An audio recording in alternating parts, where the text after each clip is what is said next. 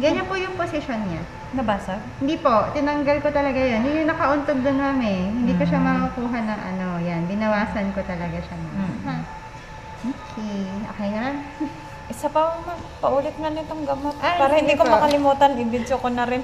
Sige, Para ma'am. may record yung ako. sa Amoxiclav natin, mataas kasi siya, ma'am. 625. So, kailangan tatapusin siya ng 7 days. Take 1 tab every 12 hours, 2 times a day. Kung gusto niyo, ma'am, morning, heavy breakfast na, para makainom siya ng isa, then dinner.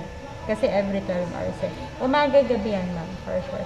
Tapos, ito pong pain reliever, kahit 5 lang muna, pwede naman. Pero ngayon kasi wala pa siyang nararamdaman. Every 4 to 6 hours, papainumin niyo. Pag nafe-feel niya kumikirot-kirot, yun, pwede niyo nang inumin yun. Pero pag hindi na po, stop na po si mefenamic acid. Ang tuloy-tuloy po ng 7 days, si Amoxiclav. Tapos ito kami yung Gengidel, yung sinasabi ko, ito po. Tinuro ko sa kanya kung saan niya po ipatahid. Kuha siya ng cotton buds, pahiran niya po yung part na may sinulid.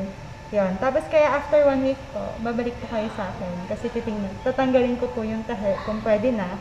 Or kung hindi pa, hindi ko pa tatanggalin. Okay. Tapos, betadine. Kung may lang. betadine po sa bahay, yan. Pero mas okay po sana, mag-betadine siya. Para mas mag-dry po yung sugat niya. 2 to 3 times a day, every after brushing po. Okay? Yan lang.